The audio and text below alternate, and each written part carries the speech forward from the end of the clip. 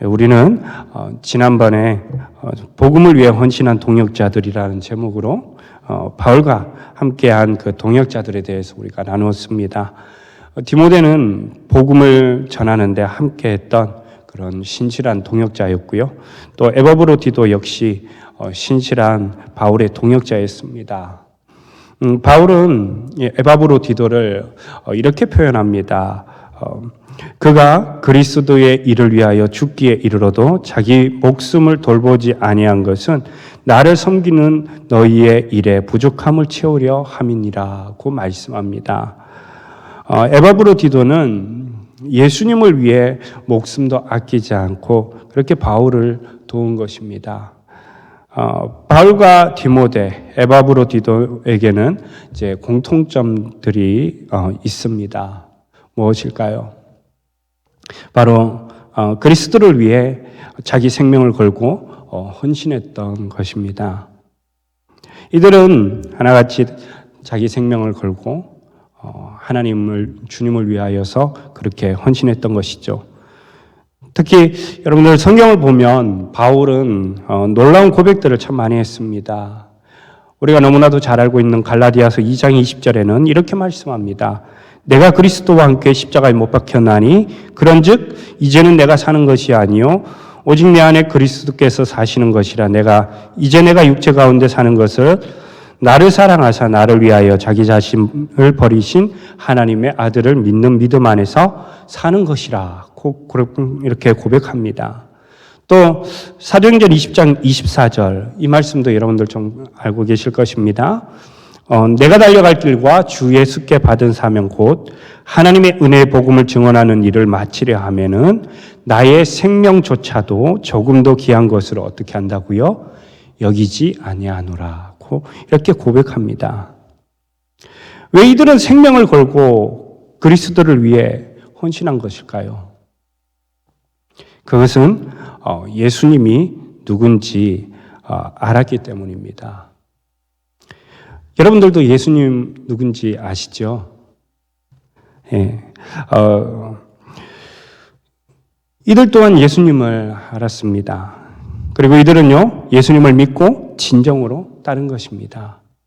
우리가 예수님을 누군지 안다면 우리는 이 땅 가운데서 하나님의 자녀로서 살아갈 때에 어떻게 살아가야 되는지 알게 됩니다.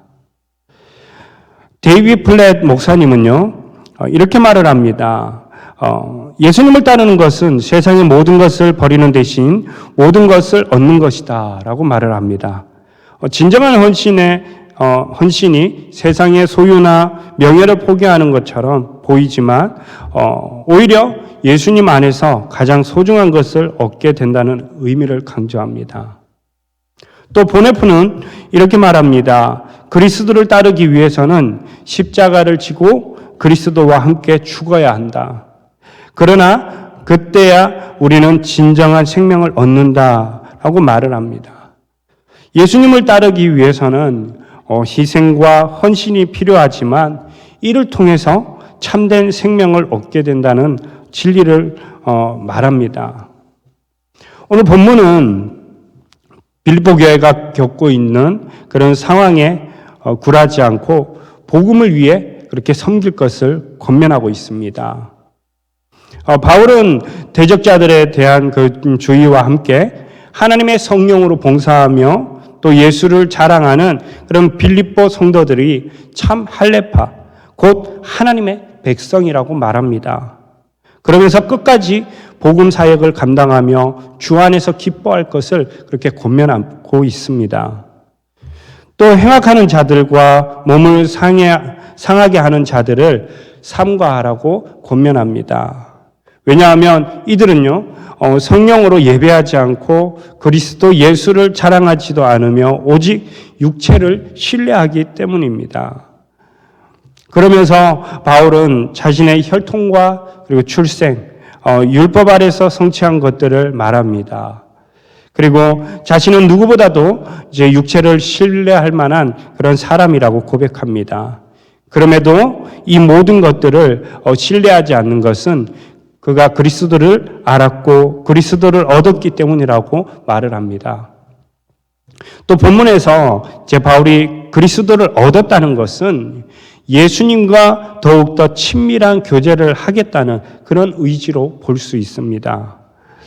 그럼 우리가 그리스도를 얻기 위해서는 어떻게 해야 할까요? 먼저 거짓 교훈을 멀리 해야 합니다. 우리 본문 1절과 2절 말씀인데요. 우리 함께 같이 읽겠습니다.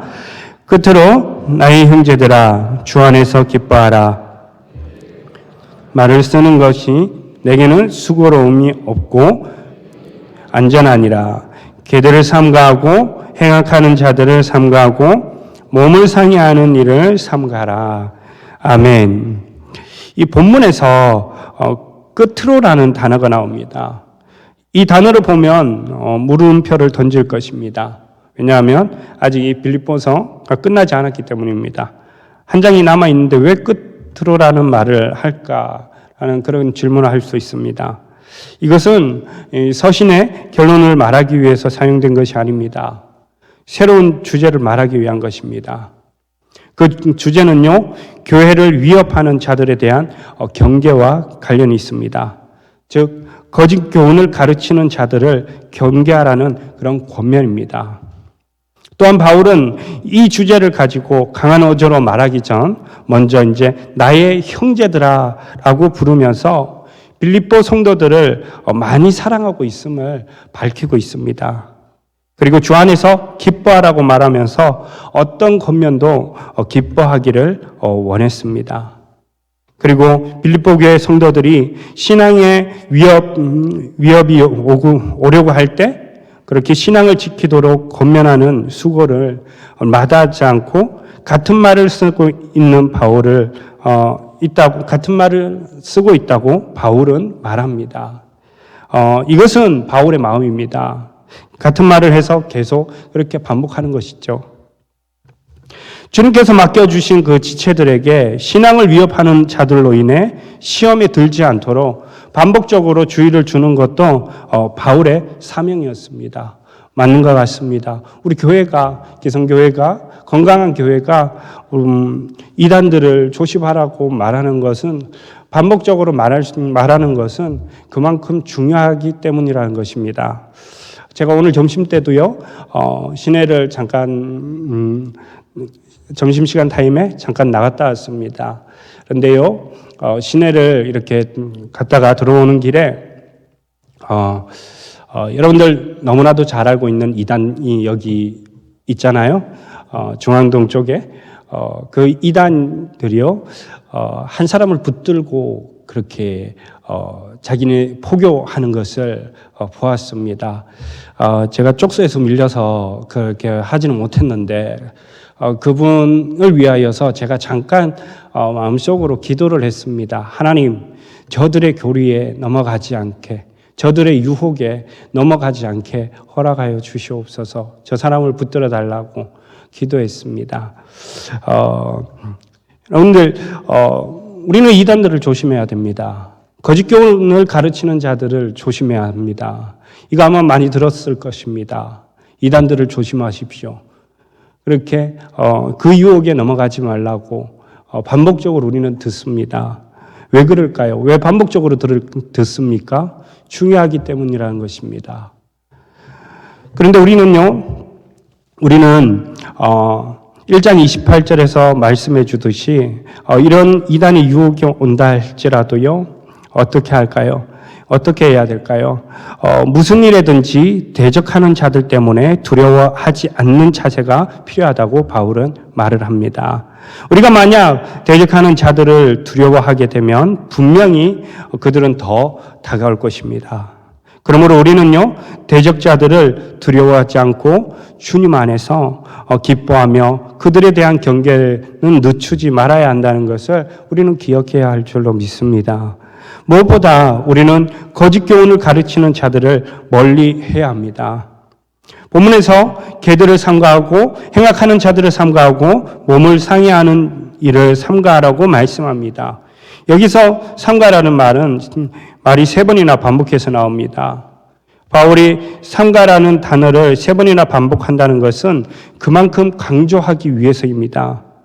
개들, 행악하는 자들, 몸을 상해하는 자들, 이 세 분류의 사람들은 어떻게 보면 다른 사람들로 볼 수 있습니다. 그러나 다른 사람들이 아니라 한 분류의 사람입니다. 바로 율법주의자라는 것이죠. 율법주의자들은 행위와 의식을 통해 의롭게 될 수 있다고 가르칩니다. 그러나 이건 이단입니다. 바울은 빌립보 교회 내에 이런 분류의 사람들이 침투하게 될 때 발생할 그 심각성을 알았습니다. 그래서 단호하게 그들을 삼갈 것을 강하게 말하고 있습니다. 여러분들 교회에 이단 종교들이 들어오게 되면 그 교회 어떻게 될까요? 굉장히 힘들어집니다. 그러므로 우리는요, 이단들을 경계해야 합니다. 우리가 이단들을 경계하기 위해서는요, 무엇보다도 예수님을 아는 지식이 고상해야 합니다. 고상하다는 것은 예수님을 아는 것이 다른 것과 비교되지 않는다는 것입니다. 즉, 더욱더 예수님을 깊이 있게 알아가야 된다는 것이죠. 예수님을 이렇게 알 때 우리는 이단을 경계할 수 있다는 것을 기억하시기를 바랍니다. 여러분들, 우리가 예수님을 알아가기 위해서는 우리에게 주신 이 하나님의 말씀을 날마다 읽고 또한 날마다 우리 마음속에 새기며 나아가야 할 줄로 믿습니다. 여러분들, 어떤 이단 종교들은요, 말씀을 어떻게 보면 꼬기 위하여서 더 많이 막 읽는 것을 볼 수 있습니다. 우리가 그들을 경계하기 위해서는 우리가 더욱더 하나님의 말씀을 마음에 새기고 읽고 그렇게 해야 한다는 것을 기억하시기를 바랍니다. 그리하여서 말씀을 읽음으로 인하여 예수님을 알아가는데 더욱더 힘쓰시기를 바랍니다. 두 번째로는 육체를 신뢰할 만한 것들을 멀리 해야 합니다.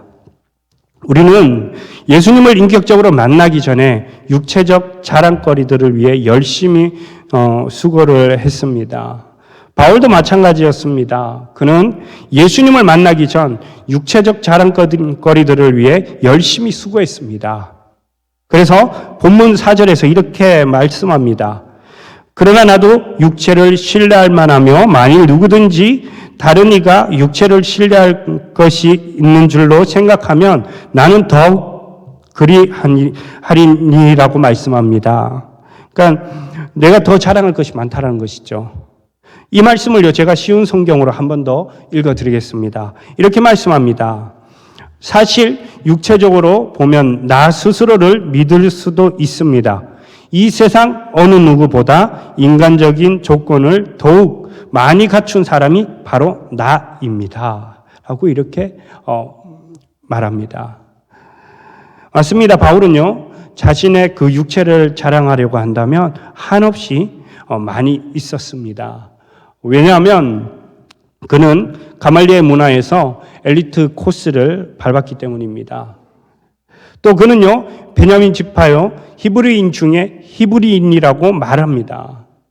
베냐민은 야곱의 12아들 중에 막내입니다. 그리고 베냐민은요, 약속의 땅 가나안 땅에 들어가서 태어났기 때문에 베냐민만 이스라엘 땅에서 할례를 받았습니다. 또한 이스라엘의 초대왕 누구입니까? 사울 왕입니다.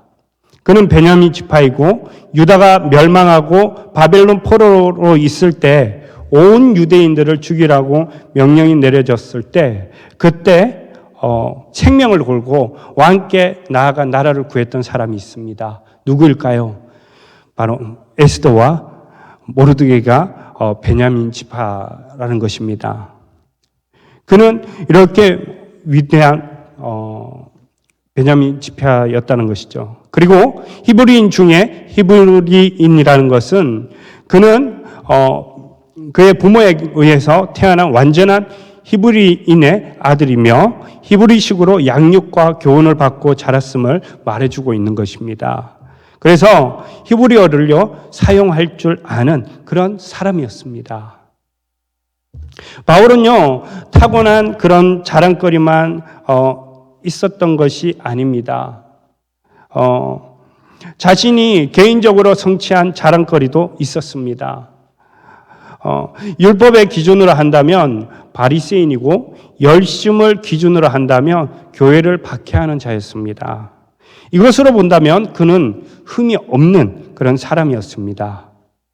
예수님 당시에 바리새인 운동이 극심했던 시기였습니다. 그래서 이들은요 율법을 깊이 연구해서 철저히 지키던 중산층 평신도 운동가들이었습니다.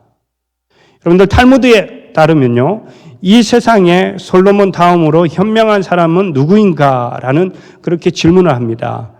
그럴 때 가말리엘이라고 이렇게 답을 합니다. 당시 최고의 율법학자요. 많은 바리새인들이 추종하는 사람이 바로 누구입니까? 가말리엘이었습니다. 즉 바울은요 가말리엘 문화에서 배웠던 것입니다. 엘리트 코스를 밟은 사람이라는 것이죠. 그리고 율법으로는 최고로 잘 지키던 그런 사람이었습니다. 오늘날로 이야기한다면요 엄친아였습니다. 상위 0.1%의 사람이었던 것이죠. 그런데 이런 사람이요 열심히 교회를 박해했던 것입니다. 누구를 만나기 전에요? 예수님을 만나기 전에요.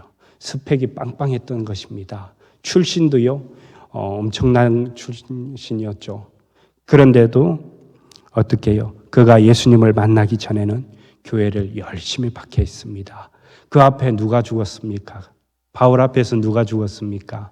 스데반 집사님이 순교했던 것을 보았습니다. 그럴 때 그가 그의 죽음을 마땅하게 보았던 것입니다. 그런데 이런 사람이 예수님을 만나게 됩니다. 이 바울이 예수님을 만나고 어떻게 됩니까? 이 모든 것을 해로 여긴다고 말합니다. 왜냐하면 자신의 그 외적인 조건들이 그리스도를 향한 바른 신앙을 갖게 하는데 도움이 아니라 해가 되었다는 것입니다.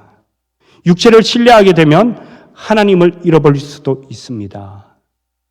저 또한 예수님을 만나기 전에 정말로 세상이 즐거웠고요. 세상의 쾌락이 너무 즐거웠었습니다. 그런데요, 진짜 예수님을 만나고 나니까요, 이런 것들이요, 다 나의 신앙, 저의 신앙에 방해거리 되었던 것입니다. 그래서 모든 것들을 정산하고 정말로 예수님을 믿기로 작정하고 정말로 신앙생활 열심히 하다 보니까 이렇게 목회자로 서게 되었습니다. 그 은혜가 너무나 감사하고 지금도 감사하고 있습니다. 왜냐하면 제가 세상 쾌락을 즐기고 그렇게 살았다 보니까 정말로 이걸 비교를 해보았습니다. 내가 예수님을 만나기 전과 예수님을 만나고 나서의 그 삶을. 그런데요, 예수님을 만나기 전에 그 삶으로 두 번 다시는 돌아가고 싶지는 않습니다. 왜냐하면 예수님이 주시는 그 은혜가 엄청나기 때문이라는 것입니다. 그러므로 우리는요, 여러분들이 아까도 얘기했지만 여러분들도 예수님을 알았다고 했습니다. 아멘이라고 말씀하셨습니다. 그러므로 우리는요, 예수님을 알았기 때문에 우리가 예수님 안에서 하나님의 성령으로 봉사하며 그리스도 예수를 자랑하며 온전히 예수님만 믿고 따라가야 할 줄로 믿습니다. 세 번째로는요, 우리가 예수님을 알아가고 예수님을 얻고 그 안에서 소중한 것을 발견해야 합니다. 바울은요, 세상에 가장 자랑거리를 제 배설물로 여겼습니다. 그러니까 세상의 스펙이나 이런 것들을 자랑한 것이 아닙니다. 그가 세상의 자랑거리를 배설물로 여긴 이유는 예수님을 아는 지식이 가장 고상했기 때문이라는 것입니다. 그러니까 예수님을 알아가는 것을 더 높이 했다는 것입니다. 내 스펙을 자랑하는 것이 아니라 예수님을 알아가고 예수님을 자랑하는 것을 더 높이 했다는 것이죠. 바울은요, 예수님을 만난 후 율법을 준수함으로 얻는 의로는 구원을 받을 수 없다는 것을 알았습니다. 왜냐하면 율법에 있는 모든 항목들을 철저히 지키는 것은 불가능하기 때문이라는 것입니다. 만약 우리가 율법 위에 우리를 올려놓는다면 아마 많은 것들이 걸릴 것입니다. 그래서 바울은 이렇게 말을 합니다. 누구든지 율법에 기록된 대로 모든 일을 항상 행하지 아니하는 자는 저주 아래 있으므로 율법 행위에 속한 자들은 저주 아래 있다고 말합니다. 갈라디아서 3장 10절에서 말씀하는데요. 그러나 우리 주 예수께서 우리를 대신하여 십자가에서 저주를 받으심으로 저주 아래 있는 우리를 구원하셨습니다. 즉 하나님 아버지께서 우리 죄를 사하시고 우리를 의롭다 칭하시기 위해 아들을 내어주심으로 우리를 의인 삼아 주신 것이라는 것입니다. 그래서 바울은요, 예수님의 그 사랑을 알았던 것입니다. 여러분들 그거 아십니까? 우리를 의인 삼아 주시기 위해 예수님께서요, 친히 그 십자가의 길을 걸어가셨다는 것을요. 여러분들 베드로전서 2장 24절에 이렇게 말씀합니다. 제가 읽어드릴게요. 베드로전서 2장 24절입니다. 친히 나무에 달려 그 몸으로 우리 죄를 담당하셨으니 이는 우리로 죄에 대하여 죽고 의에 대하여 살게 하려 하심이라. 그가 채찍에 맞음으로 너희는 나음을 얻었나니 라고 말씀합니다. 여기서 친히 나무에 달렸다는 것은요, 우리를 살리시기 위해 예수님께서 어떻게 하신 것입니까? 스스로 그 길을 가셨다는 것입니다. 어떤 길을요? 십자가의 길을요. 십자가가 무엇입니까? 당시 세상에서 가장 잔인한 사형틀입니다. 예수님 그거 아셨을까요? 모르셨을까요? 알고 계셨죠. 그런데 왜 그 길을 걸어가셨습니까? 우리를 살리시기 위하여, 우리를 의인 삼아 주시기 위하여 그렇게 걸어가셨다는 것이죠.